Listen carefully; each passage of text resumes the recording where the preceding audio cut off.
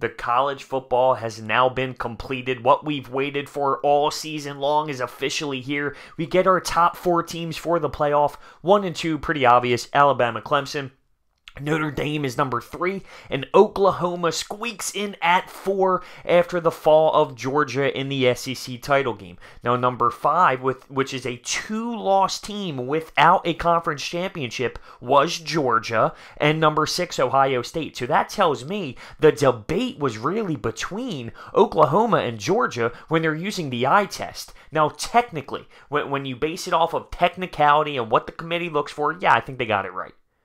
Can Georgia be a top 4 team in the country when you just look at it based off of skill and the eye test? Yes, Georgia is a top 4 football team that should be competing. Here's my argument with Notre Dame. I'm not saying they're a bad football team. They don't have that one true identity where it's like Oklahoma, where their offense is amazing. They don't have that identity. They just play hard-nosed football and find ways to win games. But here it is if the committee puts them in because of 0 losses, then the argument is, well, why isn't UCF in there because of 0 losses? And I'm not a UCF believer. I don't think their schedule and their conference is nearly as tough as an SEC. You can't compare an undefeated UCF and a Georgia 2-loss team when it comes to an Alabama loss and an LSU loss. You just can't. But if Notre Dame gets in because of 0 losses, then UCF deserves to be in because of 0 losses. If you counter that argument, well, it's not because of the 0 losses. Well, then Georgia should be in. Because if the 0 isn't the issue, then Georgia should be in. Because Notre Dame's not a conference champion, technically. And I'm not knocking Notre Dame. I think they got it right. Like I said, technically, I think they got it right. But you look at Notre Dame, and there is an argument there. Because their wins, Michigan, first game of the season. They beat a Syracuse team and a Northwestern team that were ranked. Other than that, I mean, we'll see how it plays out once they end up having a battle for the college playoff. But I just think that is the weakest team of them. I think they deserve... I just keep coming down to the technicality of what the committee has told us throughout the years of the college football playoff. They got it right. When you take a step back and you can really talk about who is the top 4, just using the eyes and taking out all of the numbers and analytics. Would you say Notre Dame would beat a... I'll even go as far as an Ohio State in a neutral field. Can you say that? A Georgia in a neutral field? Notre Dame or Georgia? Who are you taking right now? And that pretty much backs up what I'm saying here.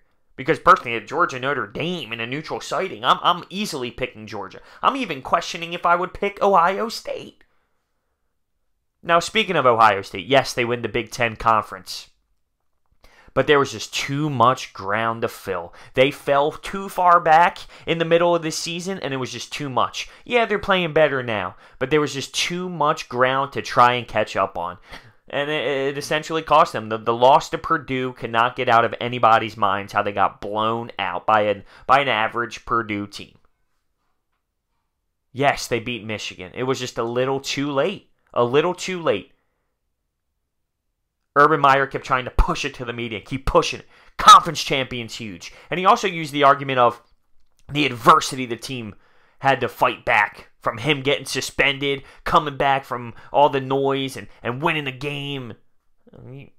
I don't think you can use that to your advantage. The situation that happened in Ohio, you can't use that to your advantage to try and get into the college football playoff. I'm definitely intrigued by the storylines. I think Oklahoma had a better position based off of beating Texas in the Big 12 over anybody else.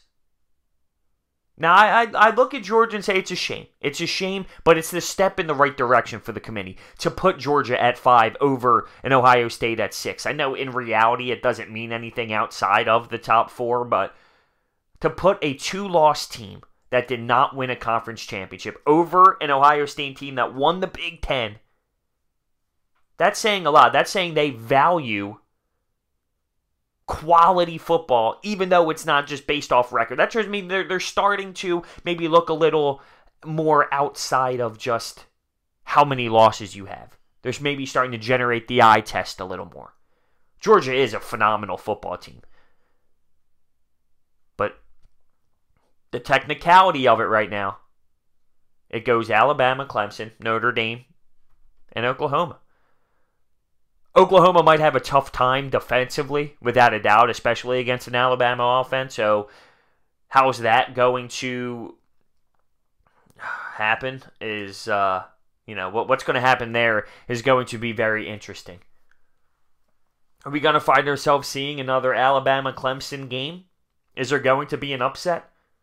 Is Jalen Hurts going to carry the Alabama Crimson Tide? Is Dabo Swinney going to get in there and make that Clemson team another champion? I'm very intrigued with the storylines. I think the committee got this right. Do I think Georgia's... But let me get this straight. I keep saying the word, but it is the truth. It's the technicality of it. They got it right in that sense. For what they've been showing us throughout the 4 years or so of the college football playoff, yes, they got it right. You asked me if Georgia could be in there? Yeah, without a doubt. But what they've shown us through the years and through the past years, they got it right. I'm very intrigued. This is going to be very entertaining. A lot of good storylines. Lincoln Riley, Kyler Murray, Ian Book, Brian Kelly, and we know about the top 2 dogs. Let me know what you think down below. Thank you for watching, and I'll see you next time.